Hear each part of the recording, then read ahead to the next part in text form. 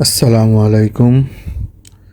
আশা করি সবাই ভালো আছেন, সুস্থ আছেন, আল্লাহর অসীম রহমতে নিরাপদে আছেন।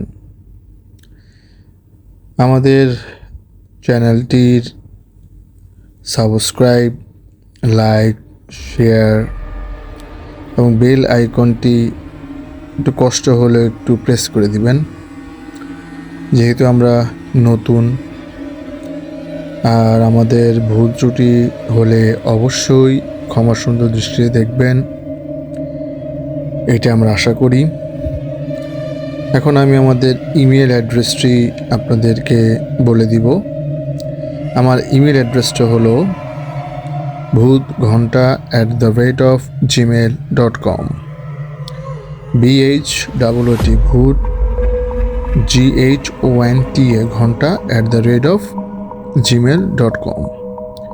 আপনাদের যদি কোনো সাজেশন থাকে অবশ্যই আমাদেরকে কমেন্টসে জানাবেন। আর যদি কোনো গল্প বা কাহিনী থাকে অবশ্যই আমাদের মেল অ্যাড্রেসে মেল করবেন, ইনশাল্লাহ আমরা সেটা পড়ে শোনার চেষ্টা করব। যাই হোক, এখন আমি কাহিনীতে চলে যাব। তো আসলে এই কাহিনীগুলো বিশ্বাস করা না করা সেগুলো পুরোপুরি আপনার ব্যাপার। অনেক সময় অলৌকিক ঘটনাগুলো অনেকে বিশ্বাস করতে চায় না। তো আজকের কাহিনীটি একটি মাছের হাড়িকে নিয়ে। তো এই কাহিনীটি সংগ্রহ করা আমার এক পরিচিত বড় ভাইয়ের কাছ থেকে। ওনার সাথে ঘটনাটা ঘটে গেছে, তো ওনার মতো করে আমি বলার চেষ্টা করতেছি, উনি আগে যেভাবে আমাকে বলছেন। তো আমার সে বড় ভাই, ধরেন তার নাম দিলাম রাহুল। তো রাহুল ভাই আপনার প্রত্যেক সপ্তাহে গ্রামের বাড়ি যায়, যেহেতু আপনার সে জব করে। তো বৃহস্পতিবার মনে করেন বাড়ি গেলে শুক্রবার থেকে শনিবার লাস্ট ট্রিপ যখন ধরে রাতে চলে আসে, রবিবার অফিস করে। তো এরকম একদিন সে বৃহস্পতিবারে আপনার একটু তাড়াতাড়ি রওনা দিছে। সেদিন আপনার ওনাদের একটা হলিডে ছিল, সো অফিস বন্ধ ছিল। তো লম্বা ছুটি পড়ছে বৃহস্পতিবার, শুক্রবার, শনিবার, 3 দিন। তো উনি সুন্দর আপনার বাসে উঠে রওনা দিল। তো এখন বাস কিছু দূর যাওয়ার পরে আপনার বাসে একটু সমস্যা দেখা দিল, একটা টায়ার পাংচার হয়ে গেছে। তো স্বাভাবিক ব্যাপার, টায়ার পাংচার হলে তো বাস চালানো সম্ভব না। সে বাসে সবাই আপনার বাস যখন থামলো যে এটা টায়ার ঠিক করতে হবে, সবাই বাস থেকে নামলো। তো নামার পরে সবাই দিক ওদিক হাঁটাহাঁটি করতেছে, যেহেতু আপনার একটা টায়ার লেগে মনে করেন কমসে কম আধা ঘন্টা সময় লাগে। তো আপনার এর মধ্যে আপনার বাসটা আপনার ছিল মেঘনা নদীর সাইডে, ওই রাস্তা দিয়ে যাওয়া লাগে তাদের দেশে। তাদের দেশ বেশি দূর না, আপনার নোয়াখালীর আগে ফেনী শেষ প্রান্তে। তো যাইতেছে, তো এক জেলে মাছ নিয়ে আসতেছে, তখন প্রায় আপনার এই তো ধরেন যে বিকেল টাইম। তো জেলে আসতেছে, তো অনেকেই মাছ দিকে মানে যেহেতু দেশি মাছ দাম জিজ্ঞেস করতেছে। তো উনিও দাম জিজ্ঞেস করলো, দেখলো যে না মাছগুলো ভালোই, মাত্র টাটকা মাছ নদীর। তো তার সাথে মোটামুটি দাম দর বনে গেল জেলের। তো বাসে তো সাহেবের আবার মাছ নিতে দেয় না, যেহেতু পলিথিনে রাখলে বা রাখলে আপনার মাছ একটা স্মেল চলে আসে, গন্ধ। তো সেই আপনার উনি বলল রাহুল ভাই যে মাছালাকে, যে ভাই আমার একটা ব্যবস্থা করে দিলে ভালো মতো, তাহলে যাতে মানে গন্ধ টন্ধ না বেরোয়, না তো বাসে নিতে দিবে না। উনি বললো তাহলে একটা কাজ করি, আমার কাছে একটা মাটির হাঁড়ি আছে, আমি এর মধ্যে আপনাকে সুন্দর করে দিয়ে দিই। কিছু পানি দিয়ে মাটির হাঁড়ি, যেরকম আপনার আগে কালে যেরকম আপনার মিষ্টি নিত হাঁড়িতে, ঠিক ওইভাবে প্যাকেট করে উপরে দিয়ে ধরার জন্য রশি বেঁধে দিল। তো যাই হোক, বাস ঠিক হয়ে মনে করেন আপনার আধা ঘন্টা 1 ঘন্টা পর বাস ঠিক হয়ে গেল। তা আবার তাদের যাত্রা শুরু হয়ে গেল। যাক, যাত্রা শুরু হয়ে গেল। তো মোটামুটি আপনার সন্ধ্যা হয়ে গেছে, ফেনী পৌঁছতে পৌঁছতে, যেহেতু বাস নষ্ট হয়ে গেছে তো ওখানে 1 ঘন্টার মতো বা 1.5 ঘন্টার সময় চলে গেছে। আবার রাস্তার মধ্যে ব্রেক দিছে। হাইওয়েতে দেখবেন আপনারা সব বাসই ব্রেক দেয়, মানে কোনো রেস্টুরেন্টে।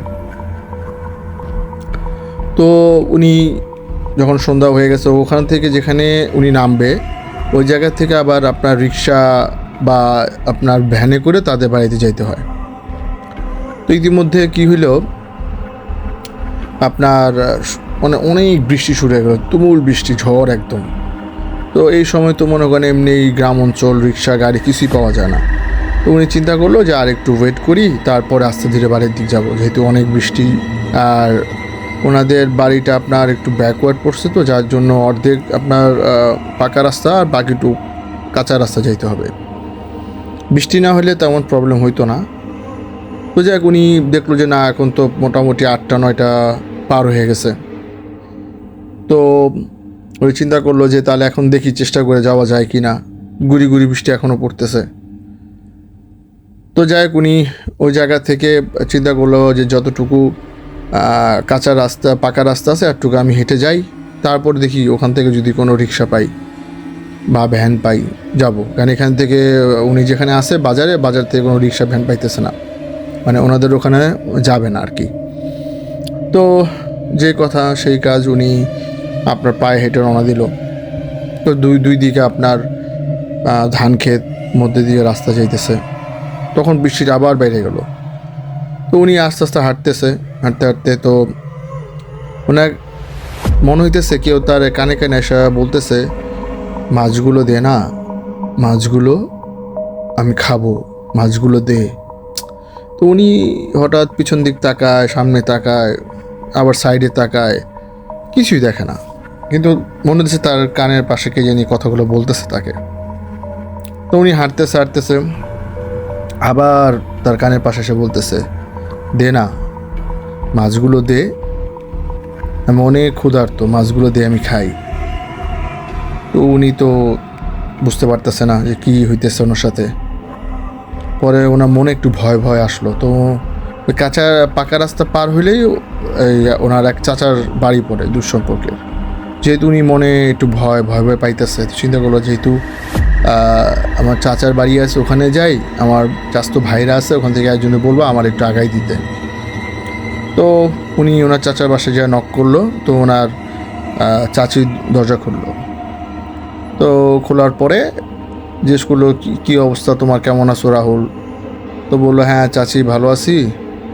তো চাচি, আমি তো ঢাকার থেকে আসতেছিলাম, তো আমার তো বাড়ি যেতে একটু ভয় ভয় লাগতেছে, এদিকে অনেক বৃষ্টি, তো বাড়িতে কেউ নাই।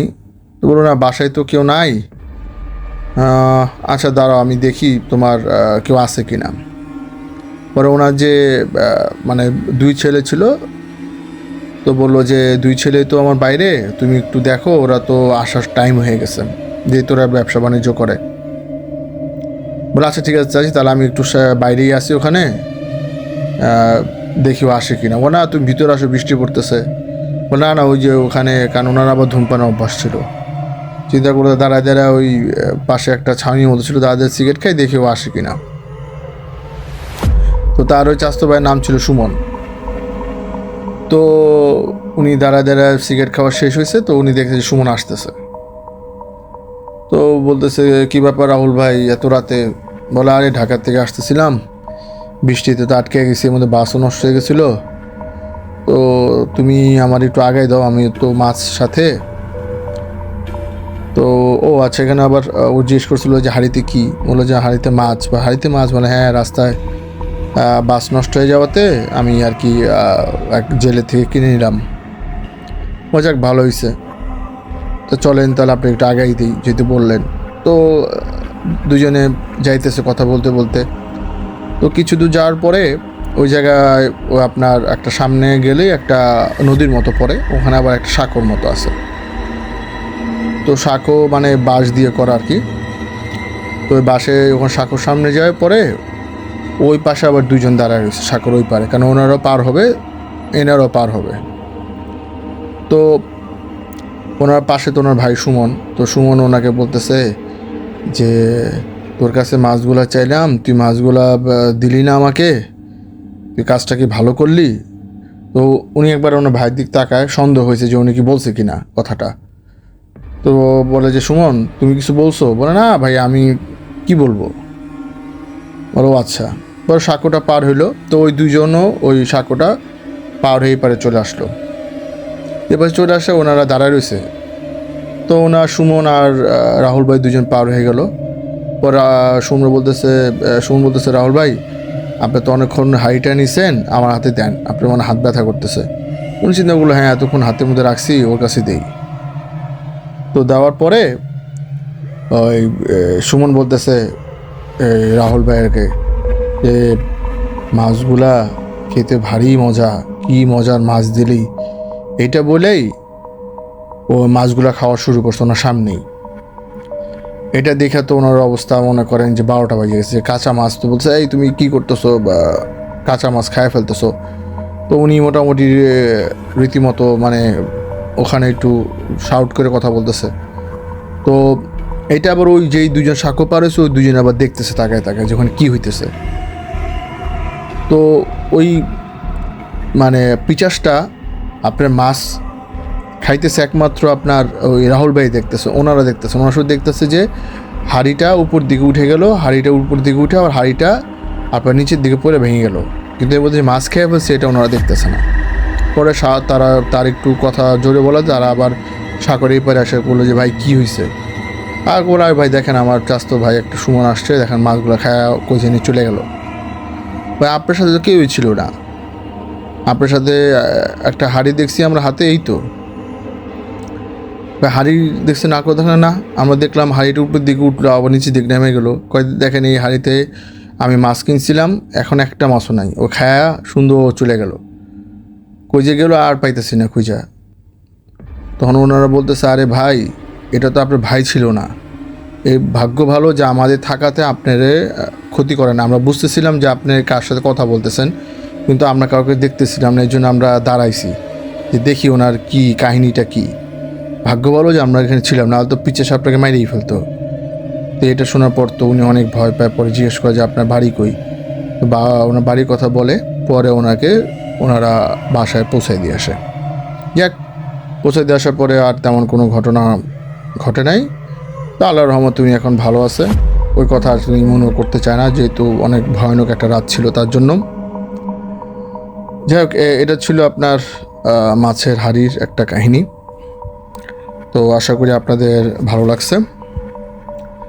তো সেকেন্ড কাহিনীটা আমি যেটা বলবো সেটা আমার এক ফ্রেন্ডের সাথে ঘটে যাওয়া। তো আপনারা জানেন যে আমরা জীবনের তাগিদে অনেক সময় বাইরে চলে যাই। তো এরকম বাইরে চলে যাওয়া একটা কাহিনী। তো আমার ফ্রেন্ডটা আপনার 2007 হবে, হ্যাঁ 2007-এর দিকে ও আপনার দুবাইতে চলে যায়। মানে দুবাই হলো ওই আপনার তো আরব আমিরাত পুরা কান্ট্রিটার নাম। তো ও যেখানে থাকতো সেই জায়গাটা আপনার একটু ব্যাকওয়ার্ড টাইপ পড়ে গেছে। মানে ওখানে আপনারা শুধু তো টিভিতে দুবাই দেখেন, আসলে ওখানে অনেক গ্রাম অঞ্চল আছে, যেহেতু আমিও ছিলাম ওখানে আমি জানি। ওই গ্রাম অঞ্চলের সাইডে পড়ে গেছো। সো দেখা গেছে ওর সাথে দেখা করতে গেলেও মনে করেন অনেক টাইম লাগতো। তো এরকম একদিন আমি খোঁজ পেলাম যে ও দেশে চলে গেছে হঠাৎ। তো আমি চিন্তা করলাম হঠাৎ দেশে চলে গেছে, তো কাহিনী কি জানা দরকার।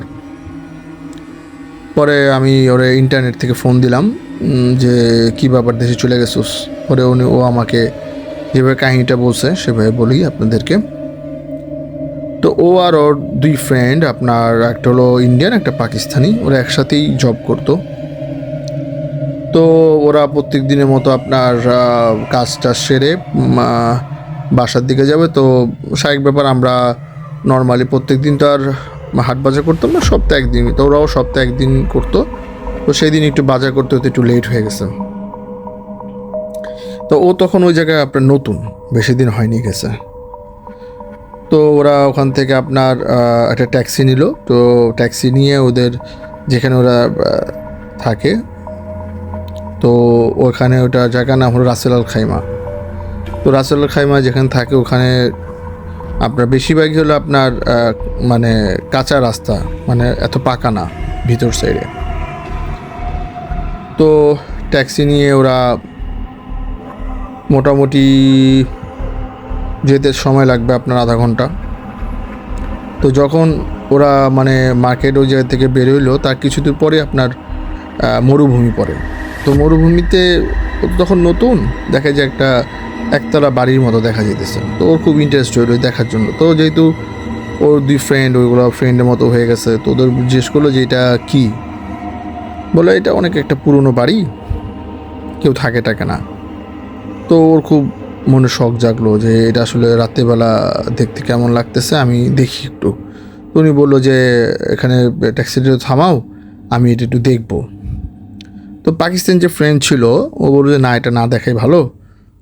উনি আবার মানে একটু ভয় পাইতেছিল। তো বললো না, একটু ট্যাক্সিটা থামাও সাইড করে, আমি জাস্ট একটু দেখবো, মন চাইতেছে দেখতে।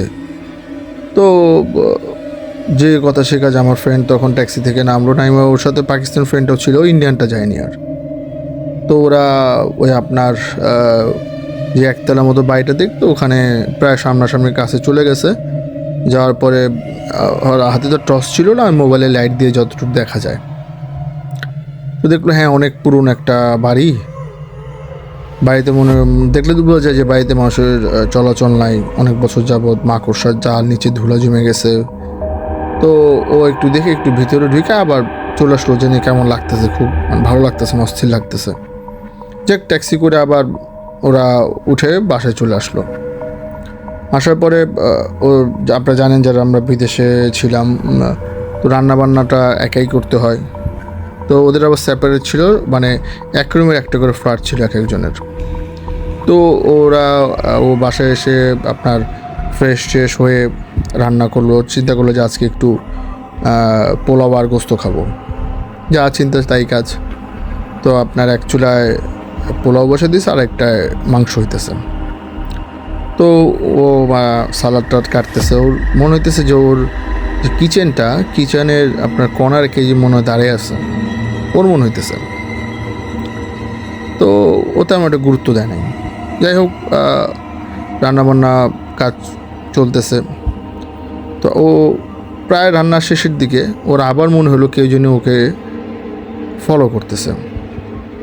তো এরা চিন্তা করে যখনই ও আপনার লেফটে দিয়ে বাইরের দিক তাকালো, বাইরে ওর আপনার একটা জানলা ছিল, ঠিক ওই জানালার মধ্যে একটা কাটা মাথা ও দেখতে পেল। এটা দেখার পর তো যেহেতু সালাদ কাটতে ছিল, ওই ছুরিটা ওর আঙ্গুলে চলে যায়, মানে আঙ্গুল প্রায় আপনার অর্ধেকের মতো ডেবে যায় ছুরি দিয়ে, আর তো রক্ত প্রচুর। এটা দেখার পর ও সাথে ওখান থেকে আপনার তাড়াতাড়ি রুমে যেয়ে এটা তাড়াতাড়ি আপনার ধুয়ে ব্যান্ডেজ ট্যান্ডেজ করে তারপর আবার পাকঘরে আসলো। পাকঘরে এসে ও দেখে যে ওখানে যে রক্ত পড়ছিল, অনেকগুলো রক্ত, কোনো রক্তও নাই, ওই কাটা মাথাও জানলার মধ্যে নাই, কিছুই নাই। সালাদগুলো সুন্দর যেভাবে কাটছে ওইভাবেই আছে। ও ব্যাক করছে, আরও কারণ হলো চুলা যেহেতু রান্না বসে গেছে, ওই না তো সব পুড়ে যাবে, ও মনে তো এক ভয়। তো দেখলো না মোটামুটি সব কিছু ঠিক আছে, সব কিছু মোটামুটি হয়ে গেছে কাছাকাছি। তো চিন্তাগুলো ঠিক আছে যে হয়ে যেতে গেছে, তাহলে আমি এগুলো চুলাটা অফ করি। তো অফ করার পরে ও যখন মানে যেটা পোলাও করছে, পোলাও ঢাকনা যখন উঠাইলো দেখলো পুরা পোলাওটা লাল রক্তের মতো টকটক হয়ে গেছে। ও তো অবাক, ও তো পোলাওতে কোনো রং ইউজ করেনি, সাদা পোলাও করবে। ওইটা দেখার পর অনেক ভয় পায়। তো ও চিন্তা করে যে না, আজকে আর এখানে আমি থাকবো না। তো কি করে ও আপনার যেহেতু মানে অনেক ভয় পাইছে, তো মানে ছাদে চলে যায়। তো ছাদে গিয়ে ও মানে বাসায় ফোন দিবে আর কি, যেহেতু অনেক ভয় পাইছে। তো ছাদে যে বাসায় কথা বলতেছে, যা যা ঘটনা ওর সাথে ঘটছে এগুলো বলতেছে। তো বাসার মানুষ বলতেছে তুমি যদি ভয় পেয়ে থাকো তাহলে ওখানে যে ইমাম সাহেব আছে বা আছে, কালকে গিয়ে ওনার কাছে কথা বলে সব ঘটনা বলবা, তারপর দেখো পানি পড়া বা কী দেয়। তো ও ছাদে কথা বলতেছে হঠাৎ দেখে কি ওদের ছাদে একটা কনার একটা আলখাল্লা পরা একজন অনেক মনে করেন প্রায় 7 ফিট 7.5 ফিট একজন দাঁড়ায় আছে।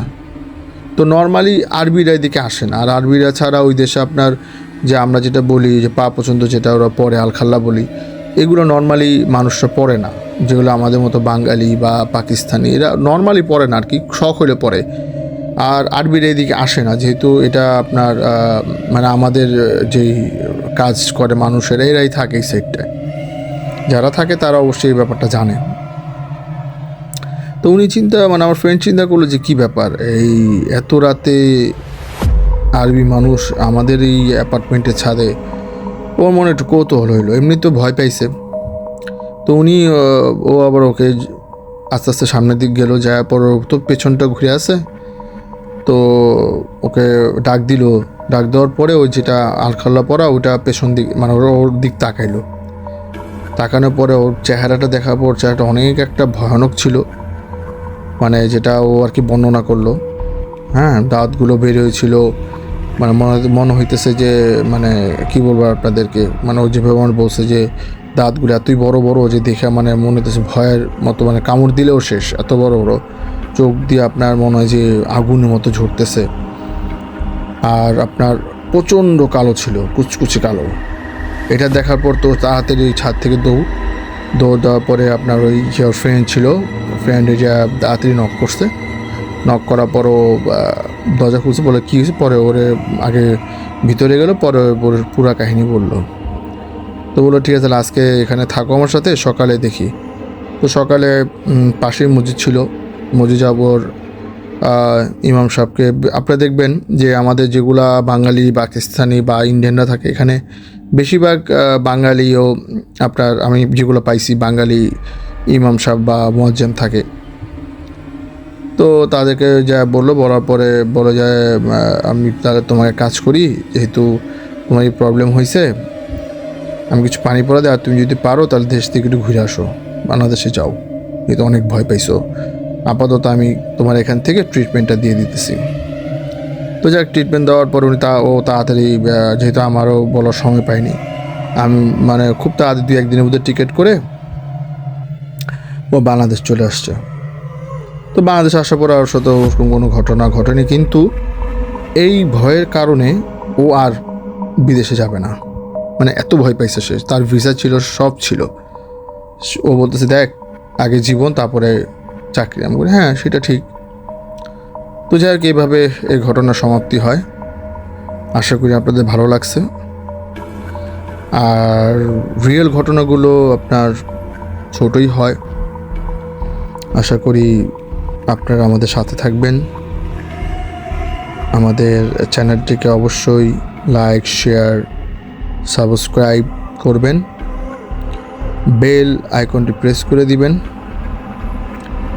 আর যদি আমাদের ভুল ত্রুটি কিছু আপনাদের চোখে পড়ে অবশ্যই বলবেন কমেন্টসের মাধ্যমে, আশা করি। আর আমাদের ইমেল অ্যাড্রেসটা আমি আরেকবার বলে দিই, @পরে bhoot.com@gmail.com। যাই হোক, ভুল হইতেই পারে, একটু আগে ভুল হইল। আসলে আমরা গল্পগুলো অনেক কাহিনীগুলো বলেন অনেক কষ্ট করে সংগ্রহ করি, যেই কাহিনীগুলো আমাদের কাছে ভালো লাগে সেগুলোই আমরা আপনাদেরকে শোনার চেষ্টা করি। তো এই ছিল আজকের মতো। আশা করি চ্যানেলটিকে সাবস্ক্রাইব করবেন। সবাই ভালো থাকবেন, নিজের খেয়াল রাখবেন আর নিরাপদে থাকবেন। আসসালামু আলাইকুম।